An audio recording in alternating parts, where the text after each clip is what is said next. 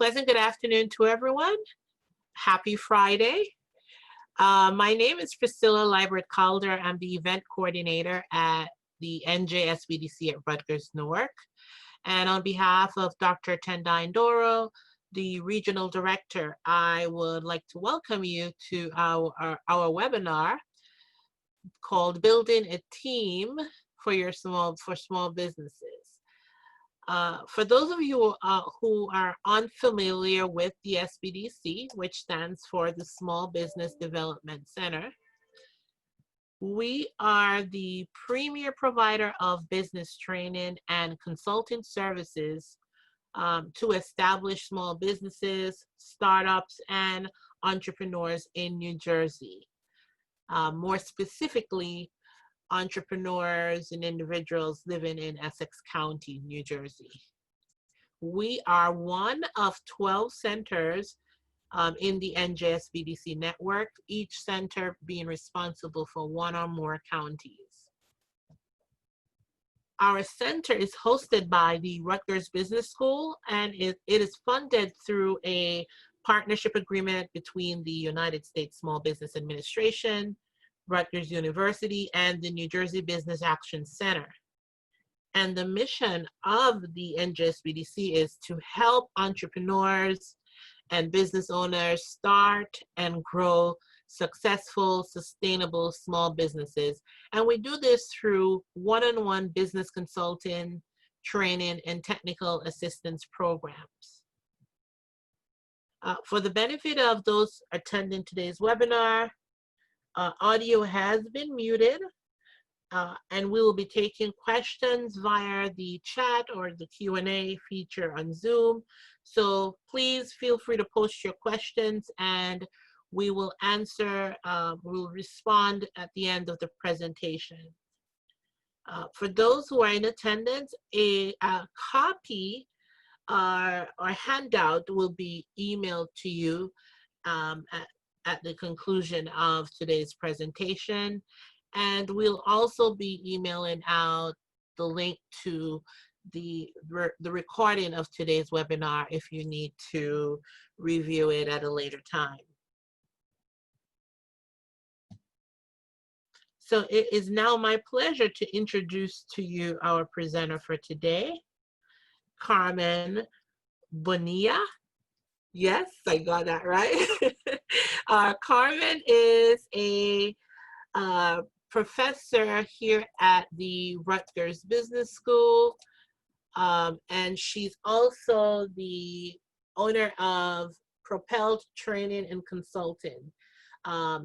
She's also, if many of you who were probably here earlier last month, she did a really, really good workshop for us with, putting together, crafting a sales plan. And so we're really looking forward to another informative and engaging presentation today on building a team.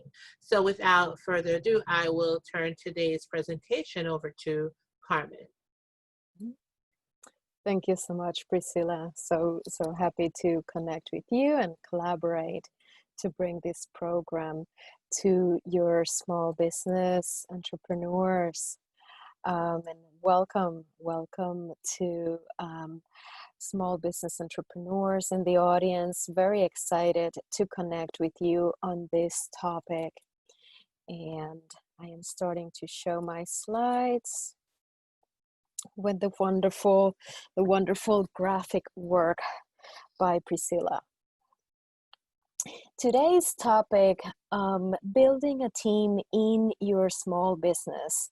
I figured that this would be an interesting topic for those of you who are looking at growing your businesses, at bringing people who can help you stop the madness of wearing every single hat in your business. And so these are the topics that I am proposing to discuss today. I would love to have some input from you, and take a read at this list. take a read at this list and tell me in the chat, what are some questions that you are bringing with you today to this discussion that will help me get a sense for where you are with building a team for your small business, and I will be able to customize this presentation to you today. Something that I really like to do is to help you with the questions that you have, help you with the challenges that you may be facing in your business, so that you can actually walk away at the end of our time together. You can walk away with tools that will be helpful. So take the next minute, take a read at these topics, and tell me in the chat, what are the questions that you are bringing to this presentation today?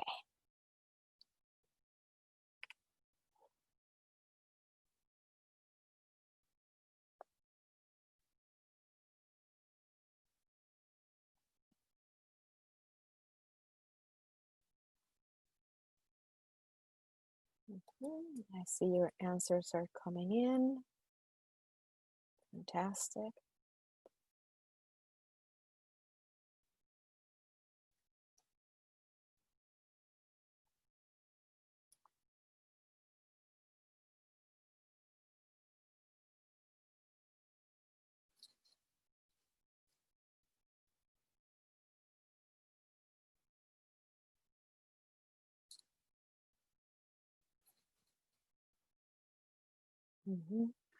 Great.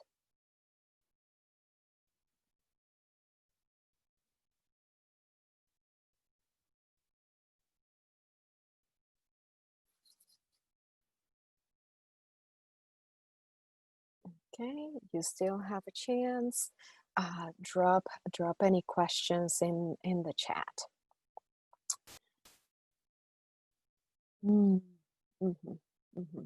Good. Okay, great. So we have. Thank you for those initial questions, and feel free to keep dropping any questions in the chat as they come up. Wonderful. So let's then go through these topics, and I will keep your questions in mind and address them. Wonderful. So the first topic, employee versus independent contractor. This is an area of much controversy in small business, right? And in fact, I have been exploring entrepreneurship myself since 2013, 2014, and during this time I've done plenty of networking with small business owners. I remember one of them telling me, well, I don't want to have employees. Anybody that I work with as independent contractors. So let's take a look at what the differences between these two are. And something, a reason that this is very important is that these definitions come to us from employment law. They also have an impact on taxes. So there is a dollar and cents component to this. There is a compliance component to this. You definitely don't want to get in trouble for misclassifying the relationships your business has with the people that you collaborate with. Let's define these terms. So, employee. If this is a person who is following your direction, if you establish rules about how the work needs to be performed, when, where, if you are providing the equipment for this person to do the work, if there's also a component of this person cannot work for a competitor of yours at the same time that they work with you, this is an employee. In terms of the things that you pay for them, you pay workers' comp, you pay unemployment insurance, Social Security, Medicare. When, in order to classify someone correctly as an independent contractor is someone who decides how, when, where they do the work. They don't necessarily have to come to your office to do the work. You don't control the process of, your work must be done between 9 a.m. and 5 p.m. You do not have that control. They could be working at 11 a.m. I meant to say p.m. They could be working at 11 p.m. They could be working at 3 a.m. They usually provide their own equipment. Now, I have seen some small businesses providing the equipment. This is when you want to maintain a certain level of control. For example, I provide services through my company. I provide services to as a freelance to another company, and they provide me an email account that I should conduct their business through. So that's a way of keeping a certain level of control. Now, I am doing the work in my own computer, right? I am an independent contractor in that example. Another thing that is opposite to the definition we saw as an employee, they are not exclusive. They could be offering their services to similar companies in your space, and they usually do. They may specialize in your industry. So these are the main definitions of how and the distinctions between these two. Let me take a look at your questions to make sure that I am addressing any details in your questions.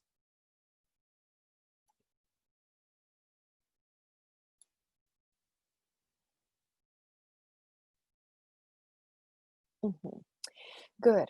So I'm seeing your questions, Rebecca. Which one is more cost effective? Good question. And it will depend on the relationship that you establish, on the agreements that you reach. Because see, what I have seen is you may want even to do a little bit of financial modeling in your Excel sheet and do some calculations about this.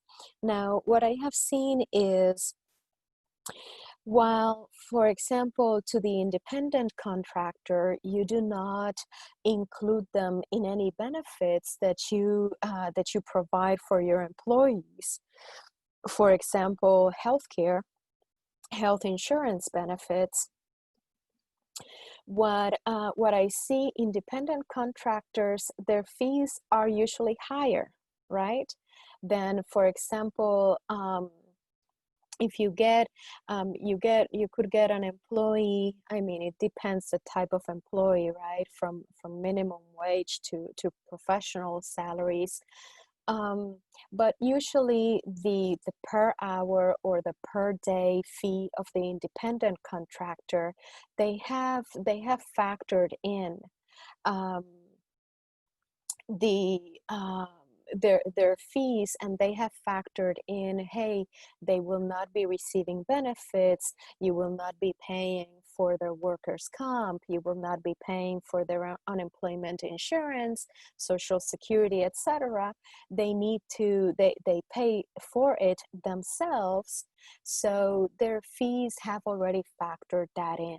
So you're going to see some higher fees from independent contractors, and you will probably would pay lower hourly rates to an employee by comparison. So your second question about someone coming to your office, if you provide the cleaning product, so that, you know,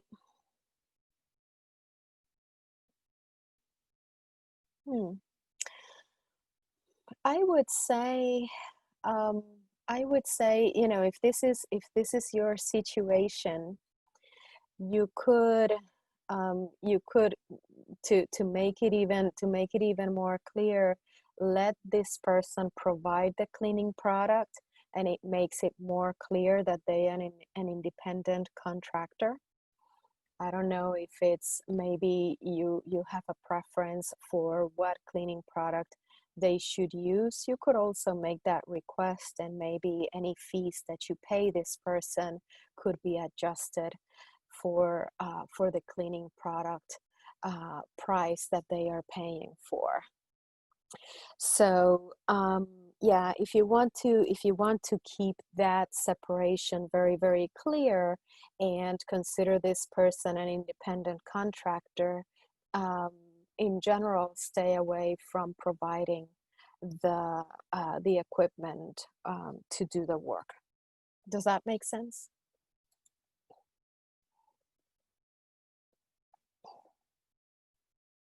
Yeah. All right. Good. Okay, so these are the distinctions between these two. Let me know in the chat if you have any further questions on this topic. This is I know that this is a hot topic in small business.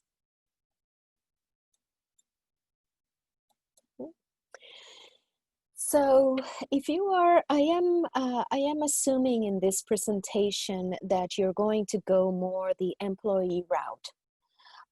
If you're seeking to build a team for your business.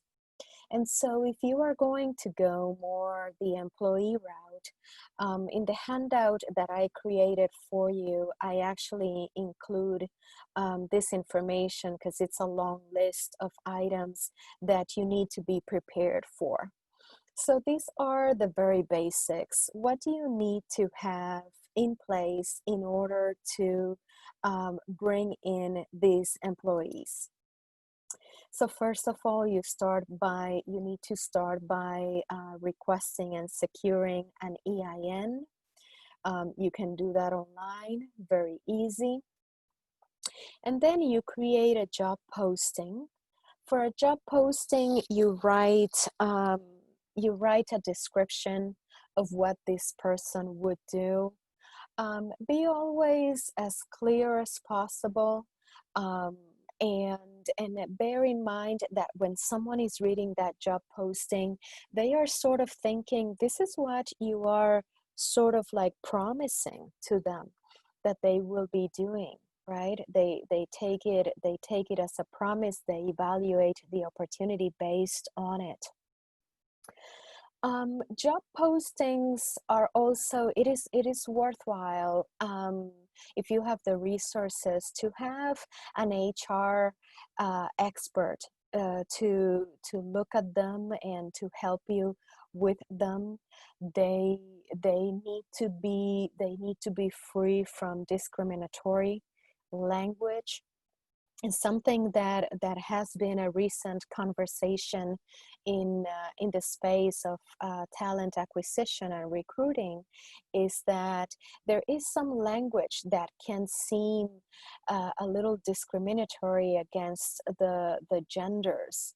So for example, some companies, and we can see this sometimes with startups, wanting to sound cooler and wanting to be more attractive to candidates. Oh, we want a rock star. They have said in recent job postings, and so there is a school of thought that has shown, and even research has confirmed, sometimes female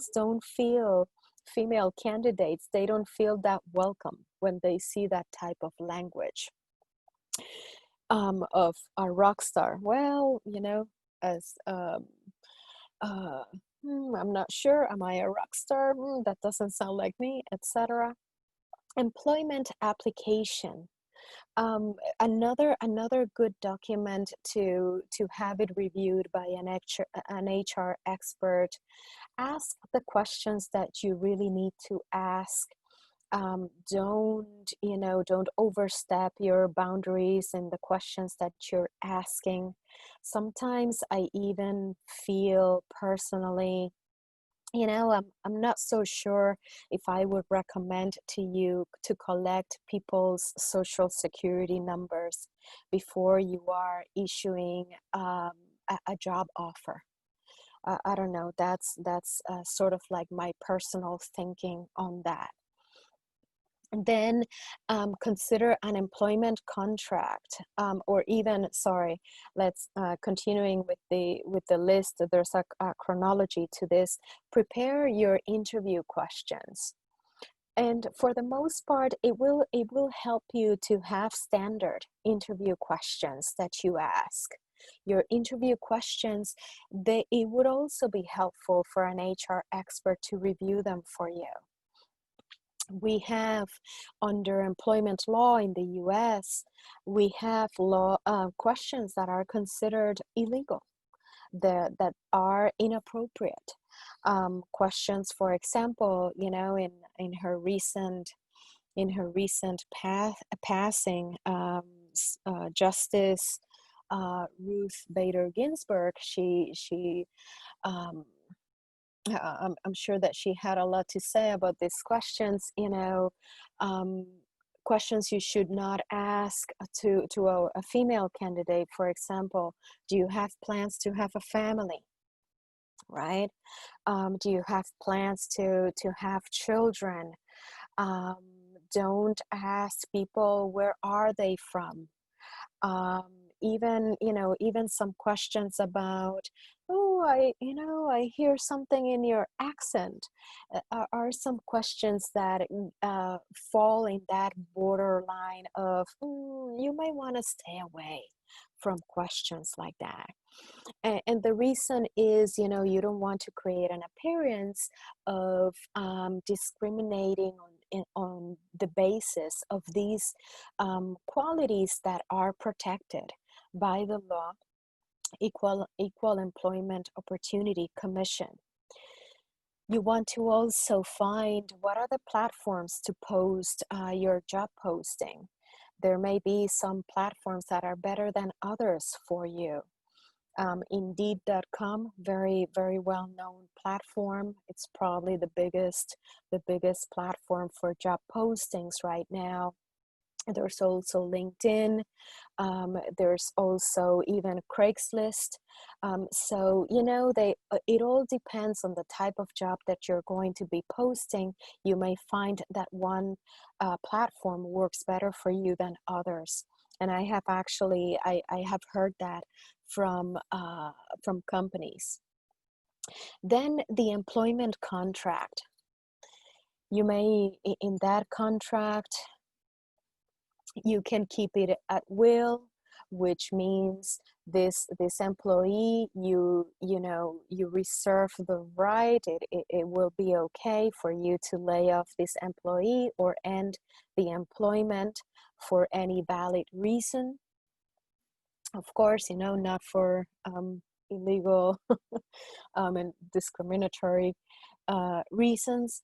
And then you also want to consider including clauses in there about confidentiality, non-compete agreements, assignment of inventions, etc.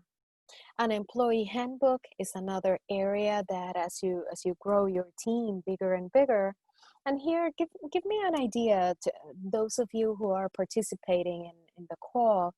Tell me in the chat, do you already have employees? How many? Give me an idea of how large are your teams so that I can get a sense of where are you in this journey. Do you already have employees? If yes, how many? Share with me some numbers.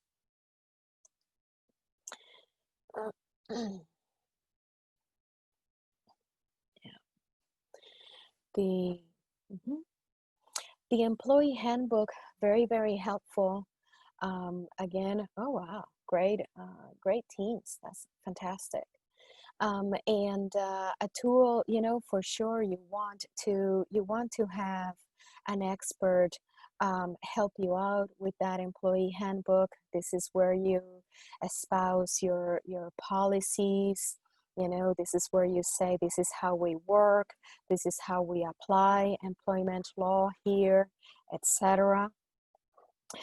um, and I know someone, in fact, who is an expert in this space. If you need some consulting in that space, we'll be happy to provide a referral, make a connection. Then I also thought of sharing with you, in this day and age, it is important to check your business's online reputation. I teach management for Rutgers Business School, and my background education was in HR. My bachelor's degree, very strong education in HR, and in this day and age, it's important to check and see what people. Happy to provide that, Celia. It's important to check out what people may be writing about your company online. I'll tell you a quick story. A couple of semesters ago, in my class, I had a student who was a supervisor at a company, and she had to fire someone, and this person was not happy. And one of the things that this person said to my student, who was, thank you for sharing that, Celia. Happy to follow up. One of the things that the fired employee said to my student, who was the supervisor, was, "I'm going to write a negative review for the company online." So, it's something for sure to keep in mind, and to check and see what shows up in online about your company. I have even seen on YouTube, I have seen videos of people speaking negatively about products or places of employment. So I thought I'd mention that. All right. So what to look for in employees?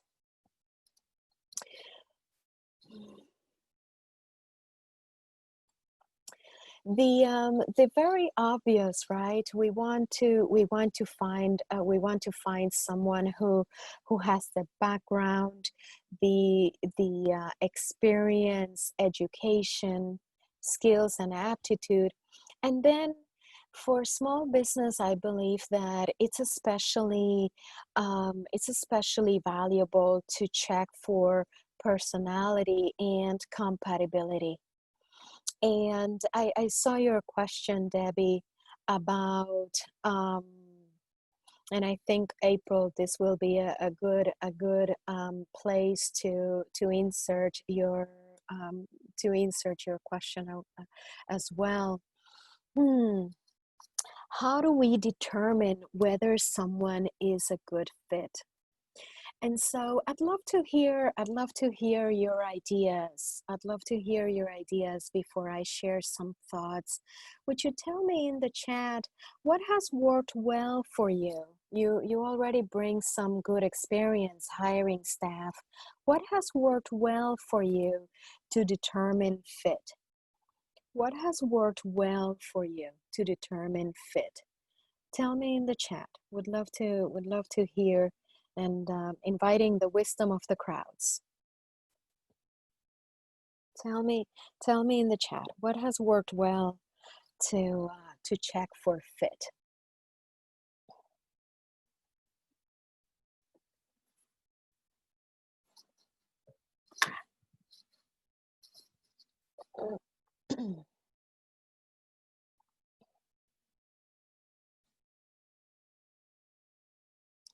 I'll give it a minute for your comments to come in. Would love to leverage your experience.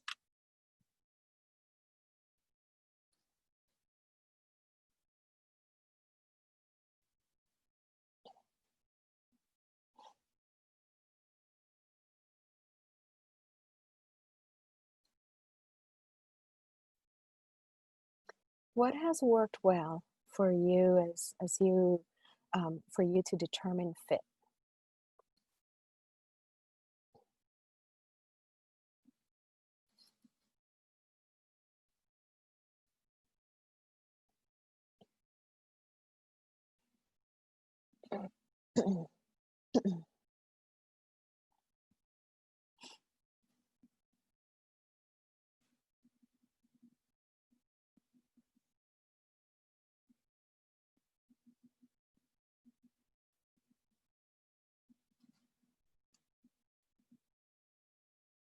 Mm-hmm.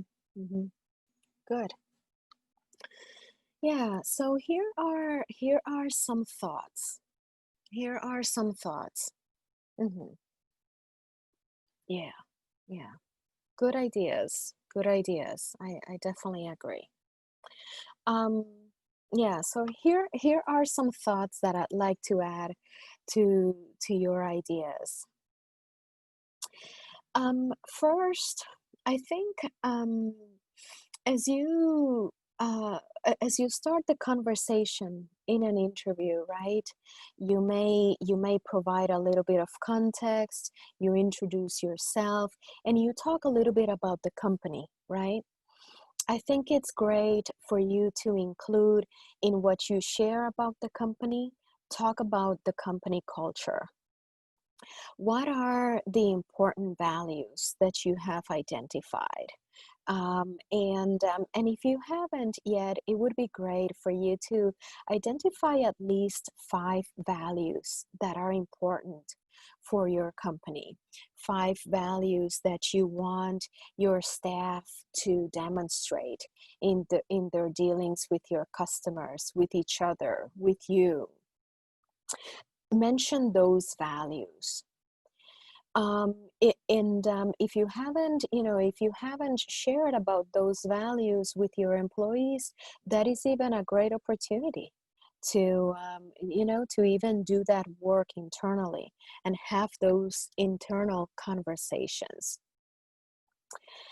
The also, setting up the stage to you can incorporate your values into how you manage performance of your team members. So that is really good information to provide for candidates. You provide that information, it helps them self-select themselves. Can they see themselves in this place? Does that sound good to them?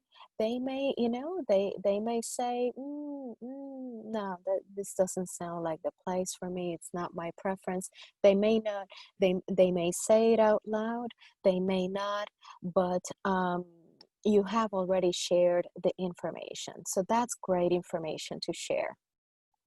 Number 2, you could also provide opportunity for team members to interview the candidates that are coming in. So make it a little bit of a group exercise. Some of course those team members that you are bringing in to interview candidates, make sure that they have the training to ask the correct interview questions, so that it doesn't become a problem.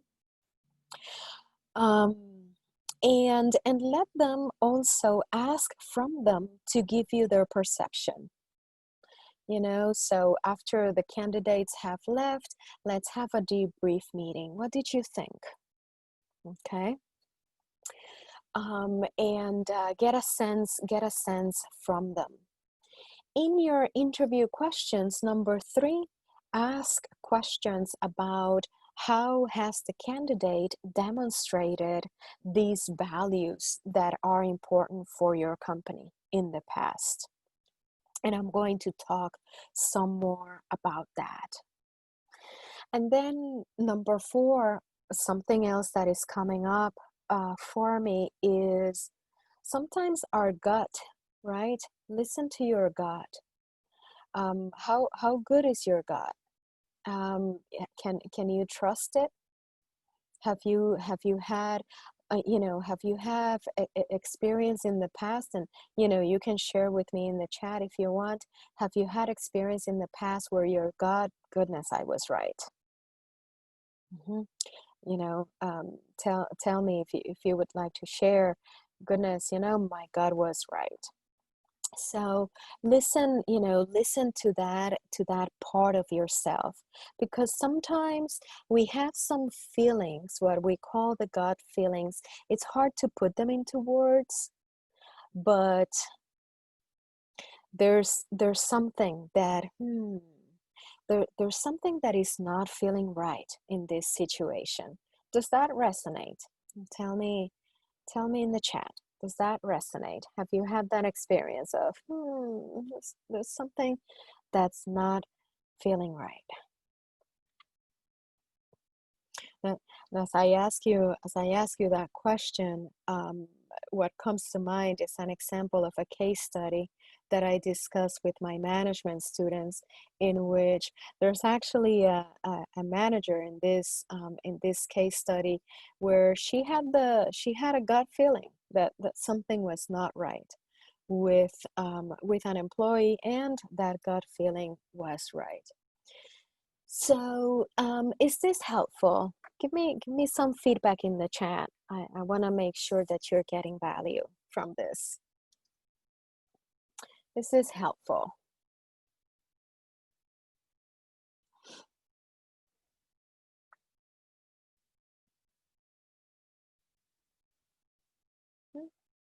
Tell me in the chat. Don't be shy. I really like to engage with my audiences. I like to make it a conversation.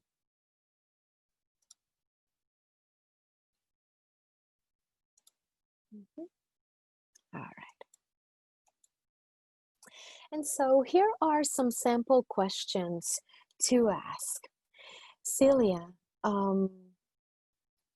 linking to what you said, right? Yeah. And did that turn out to be true, Rebecca? Yeah. Interesting, right? Interesting. Yeah. So here are some sample questions to ask. Similar to Celia's point, we have, I think this goes back to the 1990s. We have been seeing the benefit of asking behavioral questions, And behavioral questions, you can identify them very easily by, they usually start with the words, tell me about a time. Tell me about a time when, tell me about a time, And so here, I am encouraging you to ask questions about behaviors that are important for you, or the values, and actually, ask both types of questions that about behaviors that are important for you and about the values that are important for your company. I show you some examples here. Take a read.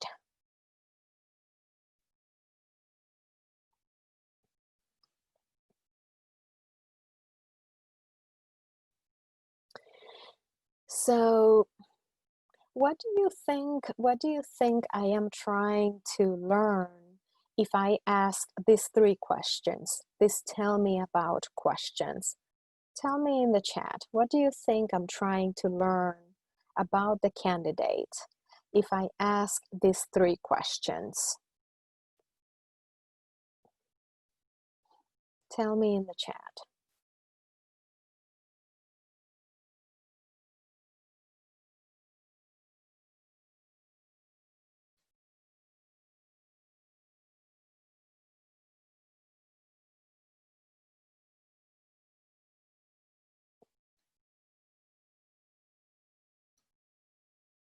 Mhm, mhm.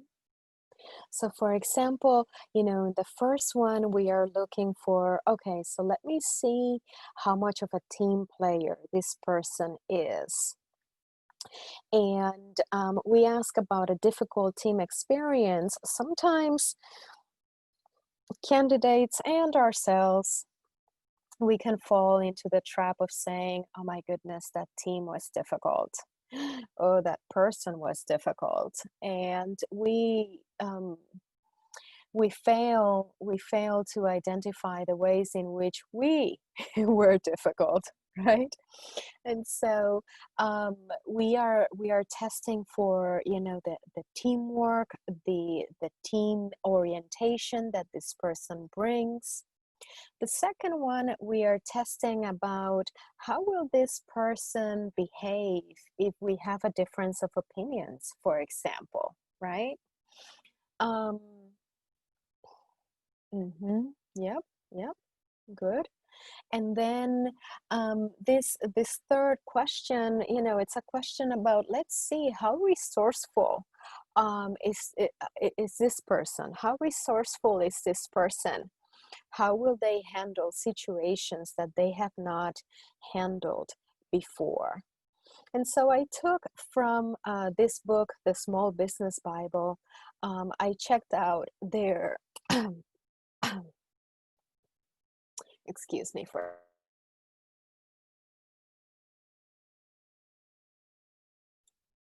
I checked out a chapter that they had about hiring, and I thought that there are some points that this author makes that are very relevant for small business. I agree.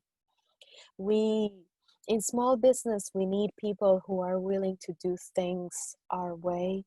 Um, Many times, people who will listen, who can take criticism constructively, who can try new things.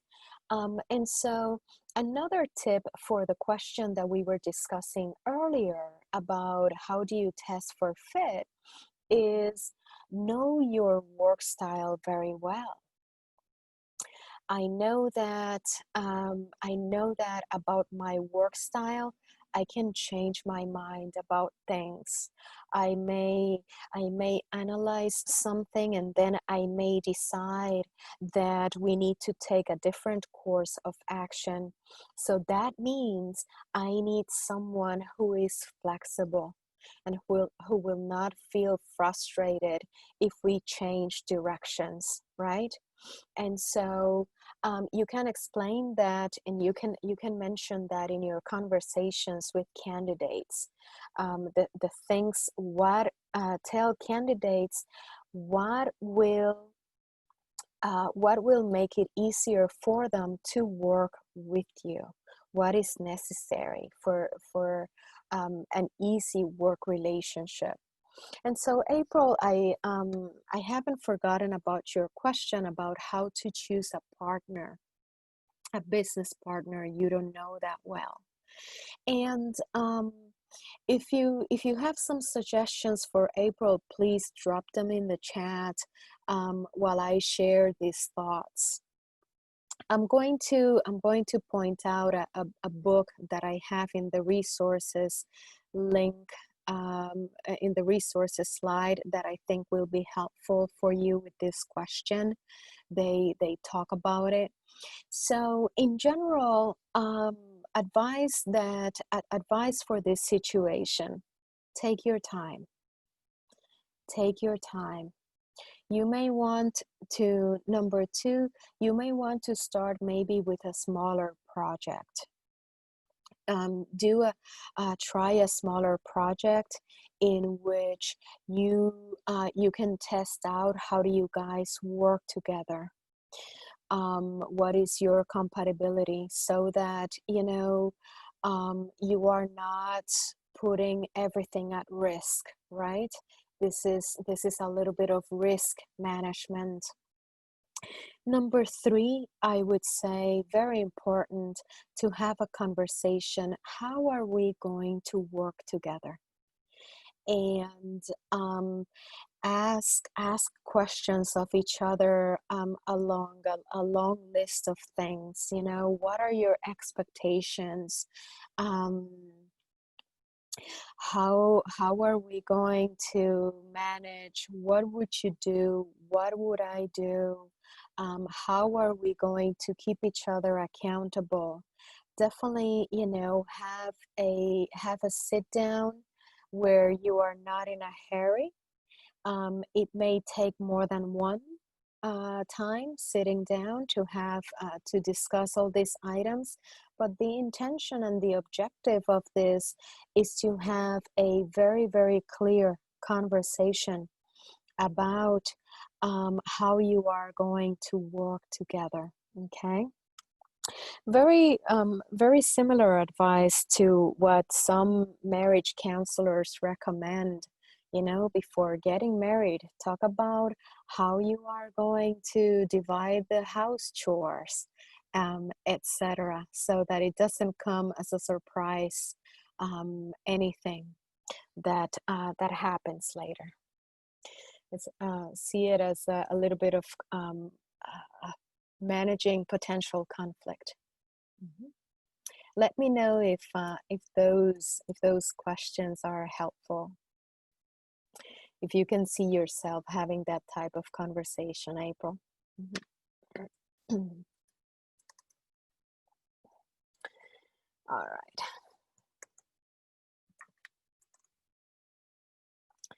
Then the next point wonderful, I'm glad.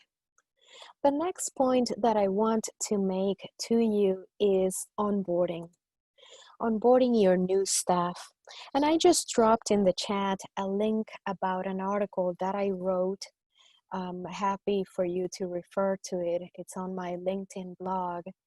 And so once we bring in the new employee, we have a big responsibility to them, and it is to set them up for success. And employees, they usually have questions, at least in these 5 areas that I am showing you here. And they are listed in this article. So, feel free to keep that link. Be sure to share information with these about these areas. This helps employees to have the context, to understand your company better, understand what you are up to better, what the expectations are. They also, these areas also allude to the culture of the place. Those things that are not written in your employee handbook, but it is part of your ways of working on a day-to-day basis. I want to share with you really quick. At a past organization where I worked, I was part of the human resources department, and I conducted employee focus groups and interviews to understand what they needed to learn.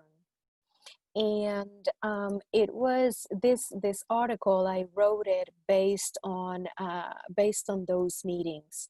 I identified, wow, it was very interesting, how there were patterns about employees indicating that, this is information I need to learn and understand about this place in order to be effective. So this has been, I share that story to make the point, this has been proven. Good. And then I want to make the point to you and raise your awareness. Small business owner, realize that as you are working with your team, you are building culture every day. You are building the culture of your company every day. You might as well be intentional about it.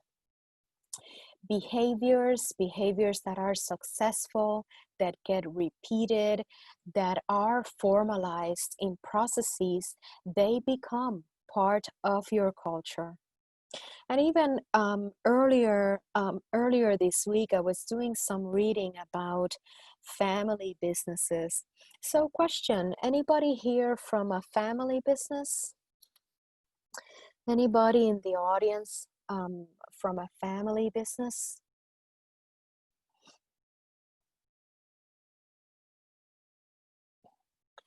Just a yes or no in the chat. Good. And that's the reality for most small businesses in the US. Most are family businesses. And so that adds another layer of complexity, if you would, when family dynamics make their way into the business environment. And so one particular piece of advice for family businesses, yes, thank you for sharing, Rebecca. Yeah, be mindful of the emotions that you express. Sometimes research shows us that sometimes in family business environments, we find even more emotions being expressed than in non-family businesses. And because of everything, right, that comes with family, because of the relationships, the background, the dynamics at home. And so as you be mindful of those emotions, because they can have an impact on the perception of your employees, of your leadership style, the communication that occurs, the emotions of your team members. I was reading as I was preparing to have this conversation with you today. I was reading an example, a real life example of a family business where one of the owners and father of three sons working in the business, he would express very strong emotions in the workplace, and employees, non-family employees, they felt the effects for days, if not longer. Sometimes, they reported feeling scared when anger was expressed or stressed. So something interesting to keep in mind. All right. And so, Debbie, I'd like to invite you to join the convo. I figured to our audience members, I figured that you may find it helpful to bring on a brief conversation with someone who has been there, like you. So, Debbie, I invite you to turn on your camera and and your microphone and to have a brief conversation with you. And thank you so much for agreeing to join and share with us. Sure. Thank you, Mhm. Carmen. Thank you for inviting me. I'm the co-owner of Sigma Design Company. It's what we called a modern day mom and pop. We probably spent about 2 years in the 90s trying to find a business that would combine our skills. My background is in hospitality management with a culinary background, and my husband is a mechanical engineer with a marine background. So we looked at all kinds of opportunities, got very close to buying a marina with a restaurant building. So it would have been perfect for both of us. It kind of fell through. And after evaluating the financials of a number of businesses, we finally said, well, perhaps one of us should have more of a full-time job with benefits and the other would jump in. And that's what we've done. So my husband, Jerry, runs the business and I'm kind of the back of the house person. So I do the HR work, hospitality. I handle all areas of recruiting, onboarding, but we're growing. So we bought a business in 1999. It was also a family business, and we purchased the business from 3 siblings, so another family business. And we're growing. We're really getting very busy right now.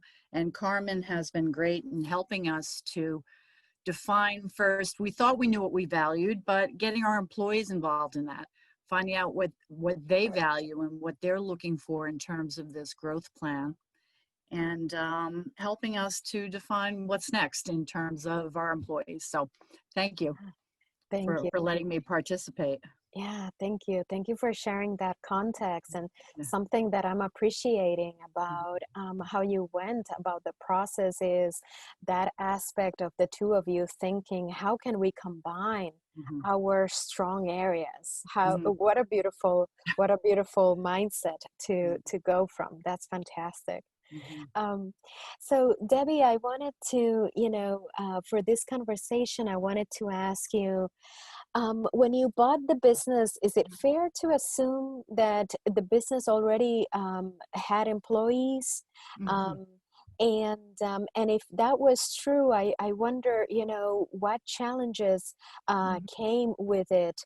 And you can also speak to maybe some positives that also came with that.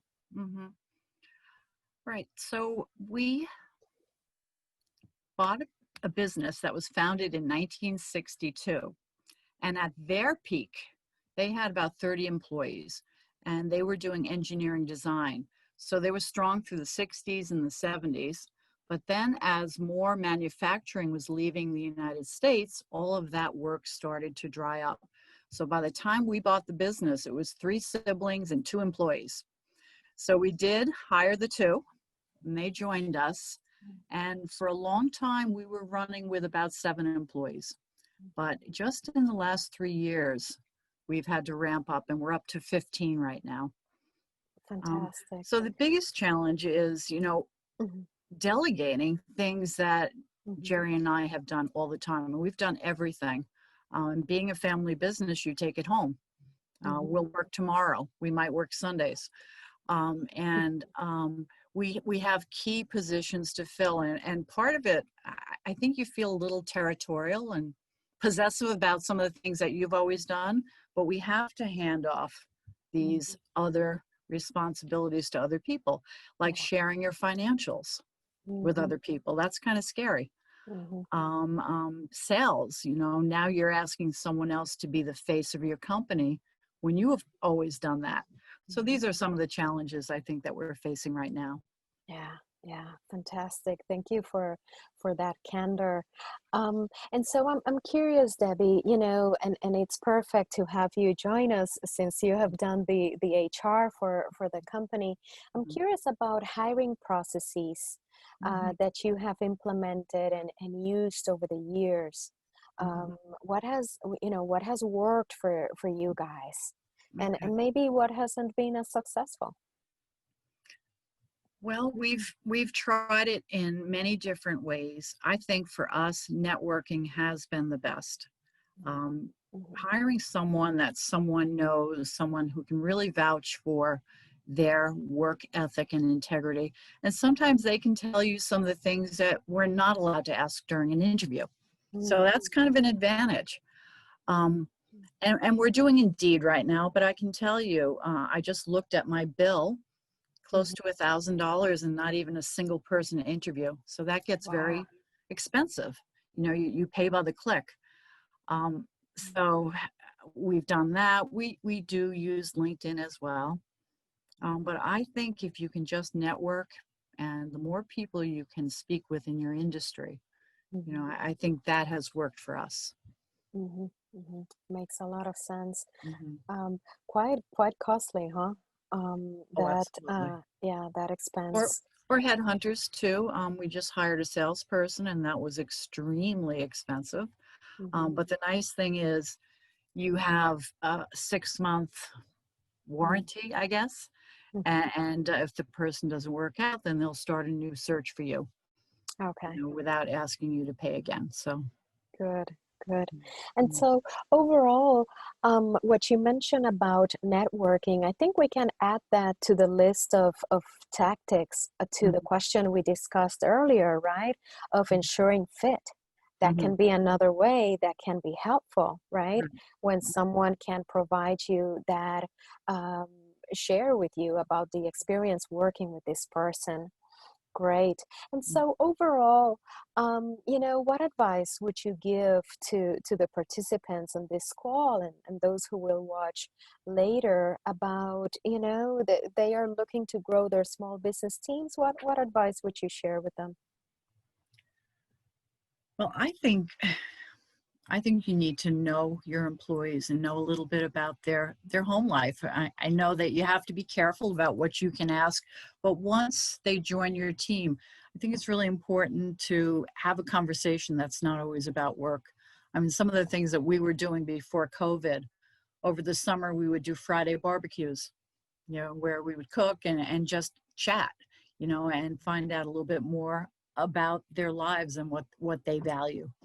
I think those things are really important.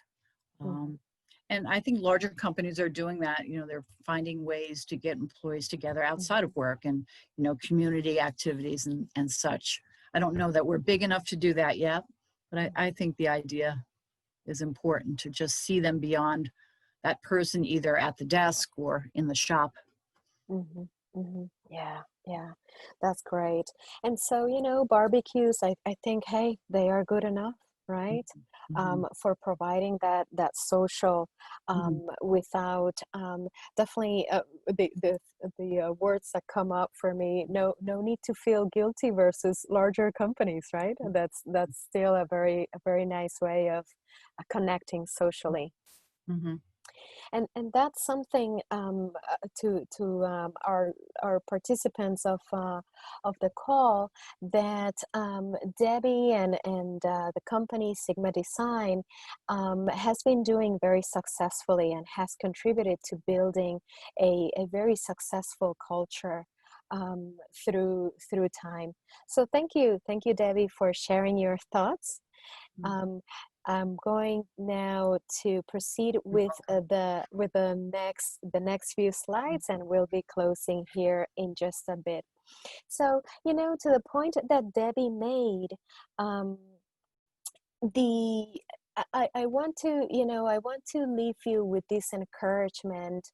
As you grow your team, plan for your professional development as well as you plan for your team's professional development. When you have people join you, when your team grows, you need to keep growing your skill set. Debbie mentioned it, right? How do you delegate? How do you get to that sense of comfort in giving this work to others? How do you communicate, as Debbie mentioned, about your financials? And there are a number of areas that are necessary for us to continue growing our skills. How do we build a high performing team? These are topics that that you can learn more about. How do you coach staff? How do you hold staff accountable? Sometimes we may even feel a little uncomfortable of having those conversations, in particular when we need to confront low performance or underperforming results. How do we manage time? I can tell you personally, I had two interns this summer in my training and consulting business, and managing people, it takes time. Doing it well, it takes time. How do you develop others, etc. So these are all topics that that I help with through my training. If you want to keep in touch, happy to be a resource to you and your team. And so here are some ways to keep in touch. I'm going to drop this information in the chat, and I invite you to keep in touch if you would like. And then finally, I'd like to leave you with these additional resources that these were books that I came across through my preparation for today. And April, this third book here, The Growth Startup, I think this book talks about the topic of connecting with a business partner. So I definitely suggest that to you as a resource. That being said, thank you so much for your participation today. And I'm so glad to connect. I'm curious, do you have any other questions that I can help you with?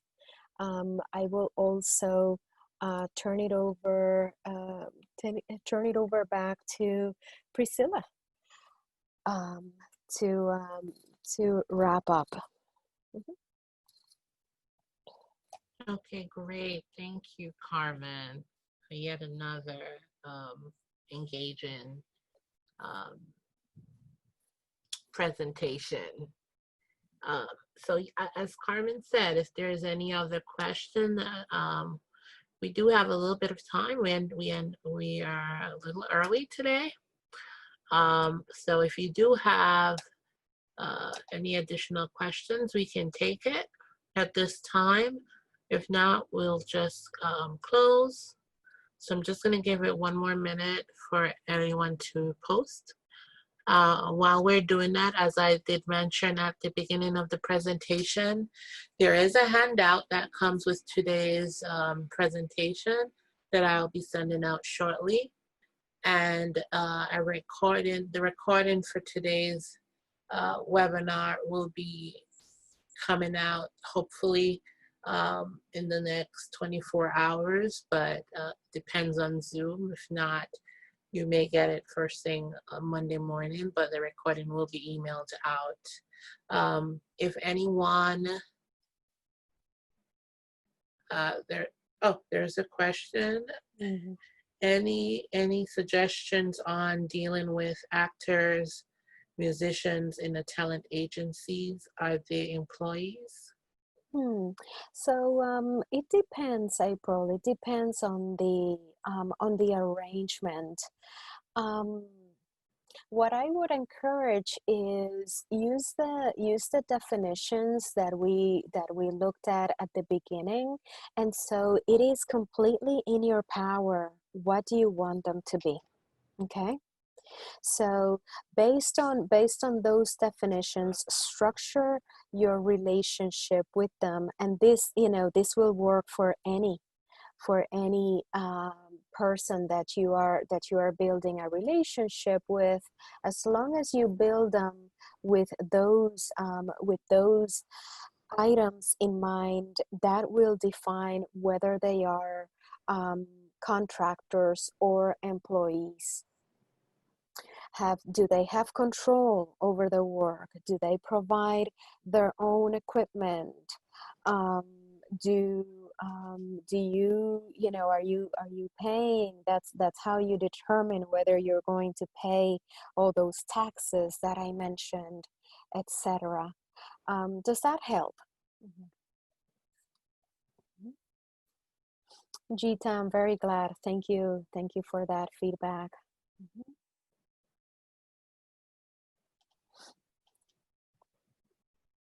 Okay, April. I think April she's trying to decide.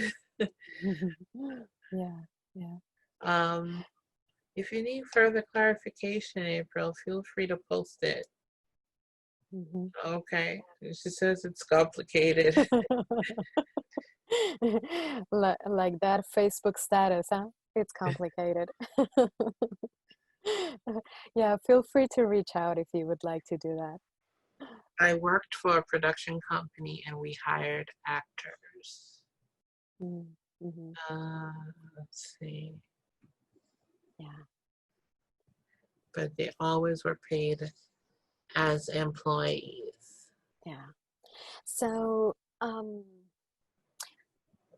which ran into problem for taxes. Interesting. Well, if you are hiring them as employees, you need to pay those taxes, as I mentioned. Yeah. So, yeah.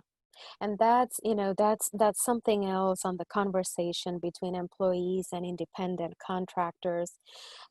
Business makes those decisions many times. Control is one of the big items. Control and controlling payroll, controlling expenses. Interesting. Yeah, the number of hours, that is usually not a big consideration as to whether it is an employee or independent contractor. It goes more by, the control issues, control over their work. All right. So I believe that is right, Rebecca. That you would provide 1099 for contractors, but here check in with the person who advises you on maybe on taxes or your payroll provider if you have someone in that space, because I get the sense that there is a threshold amount. I believe that there is a threshold amount that if you pay less than that, you don't need to provide the 1099. But don't quote me on that.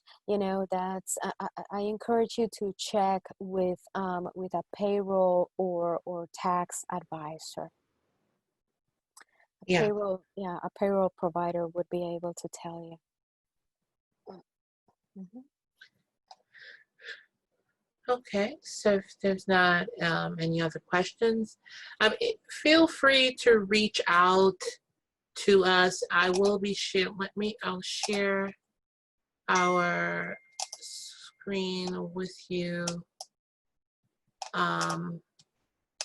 You're very welcome. With our information, and I know Carmen provided hers, but the SBDC has consultants such as Carmen and others that have expertise in these areas and can advise you, especially with the amount that, with the question just now with independent contractors, or determining, whether or not you have an employee or independent contractor, or what is best for your business. And we offer these consultations to you at no cost. They're paid for by your tax dollars. So feel free to reach out to us at the NJSBDC at Rutgers-Newark by visiting our website, www.rnsbdc.com. And in the top right-hand corner of the webpage, there is a request counseling button, you'll just click on that and complete the form, and we'll assign you someone within 24 to 48 hours. And if you're not in Essex County, feel free to submit the same form anyway. If you're outside of the county, we do refer you to your actual county, and each SBDC do have counselors or consultants with various expertise. We sometimes share some of these consultants, so just feel free to do that. Yeah, just for clarity, I want to mention I do not consult through the SBDC. I consult through my own consulting practice. Correct. Yes. Yeah. Okay. So all right. So great. So everyone is caught up. Thank you to Debbie for taking the time out to share with us this afternoon. The same to you, Carmen. Thank you. And to everyone else, thank you for coming and joining us today on a Friday. Happy Friday again to everyone, and enjoy your weekend. Thank you so much. All right. Have a good day. You too. Bye-bye. Bye.